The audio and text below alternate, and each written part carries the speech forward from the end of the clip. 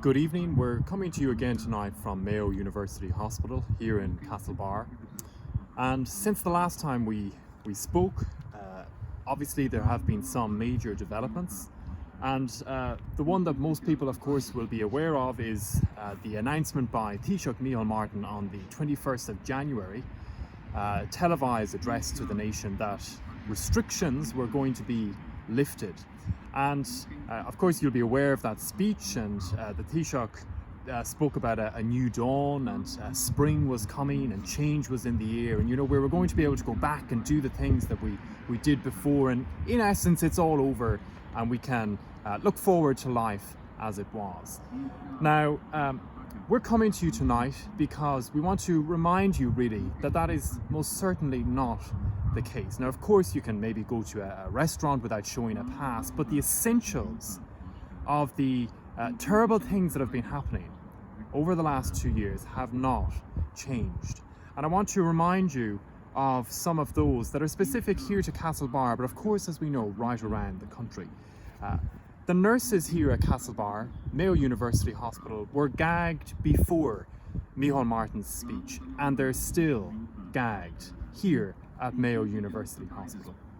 And the draconian restrictions on visiting, the transparency that brings, that's so necessary to any medical environment, they were draconian before Micheál Martin's speech. They're still draconian. Now we have investigated the visiting arrangements here at Mayo University Hospital, and it's been made very clear that you are not allowed to visit the hospital. You are not allowed past the doors. Now, we're allowed to believe it's all over, that the restrictions are lifted, that we're going back to normal. I'd like to tell you today that, we've heard a lot about the new normal, and we're in the new normal now. And the new normal is a normal where all the staff can be gagged in the hospital, not allowed to speak. You're not allowed to visit your loved ones in the hospital. Anything can happen in here. No transparency. That's the new normal. And just something else that hasn't changed is the silence of our elected representatives. For 2 years now, there's been a deafening silence from those who are elected to represent us. And we've raised it many times, the atrocious, outrageous situation where you can go up here and receive care, to put it that way, I suppose, from people who are gagged. And the elected representatives who we elect to deal with situations like this are silent. They were silent before the speech by Micheál Martin. They're still silent. And that's a very serious and totally unacceptable situation to be in. And that's why we're bringing this to you again tonight. Yeah, and we have raised this again and again with the councillors, Michael Kilcoyne. He sits on HSE Forum West. It's his job to inquire about these things that are simply wrong, that the staff of this hospital here, our hospital in Castlebar, would be gagged, would be in danger of losing their jobs if they speak of any hospital business outside the door of that hospital.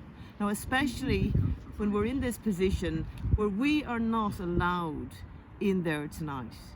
So there's elderly people in there, there's vulnerable people in there, there are sick people in there, and the public are not allowed in to see them. And we as a nation are accepting this. We are accepting this. And we do not know when the public will be allowed in. That's up to the HSE and the management. And when you do call this hospital and other hospitals, and I believe nursing homes right around the country, there's a sense of arrogance from a lot of them. It's very difficult to get any answers. There's a lot of nervousness, and there's no need to be nervous if everything's up front. Truth never fears investigation. Now, in recent days, families have gathered outside Ballyknoe Care Choice Nursing Home in County Cork in remembrance of their loved ones who have died in that nursing home.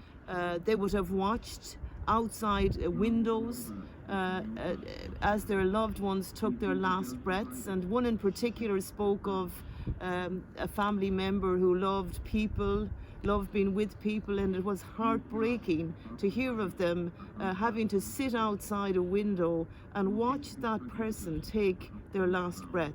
And in their own words, they said they had to go around to the front door then and notify the staff that this loved one had died.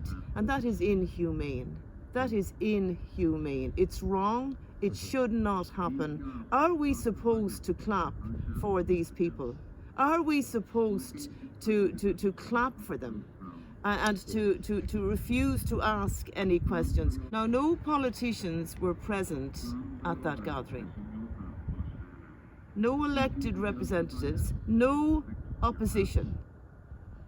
So lest we'd be thinking that, a utopia will be brought in if we vote for Sinn Féin, please do not be deceived by Sinn Féin. We have knocked on their doors again and again, asking for help with nursing homes in Dalgan, in Kilbrew, where horrendous things happened.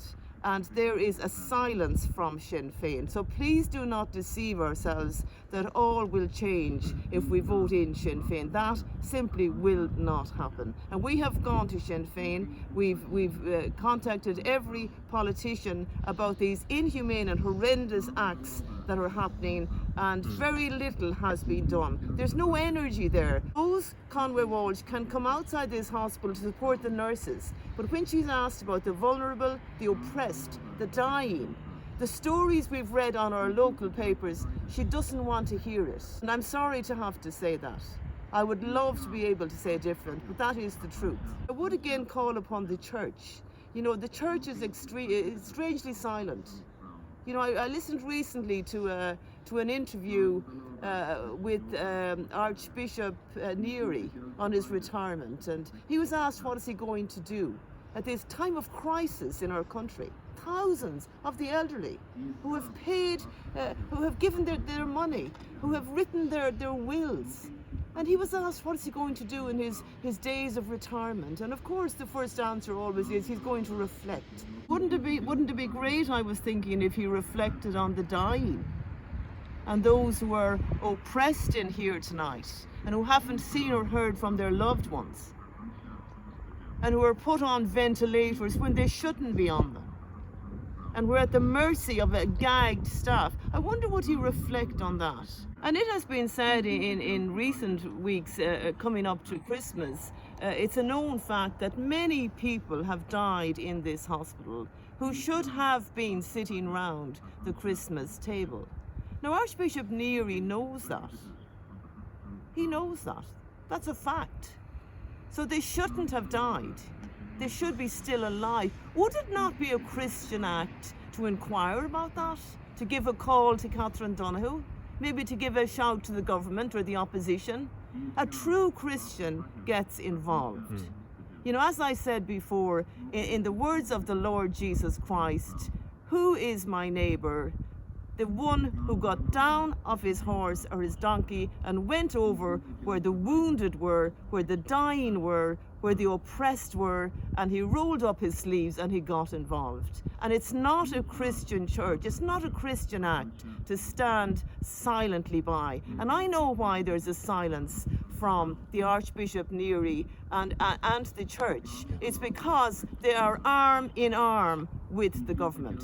And they are arm in arm with the government. There's no point in us talking about the mother and baby homes because, it's easy to talk about the past. We have a mother and baby home here. We have it right across the country in our hospitals and nursing homes.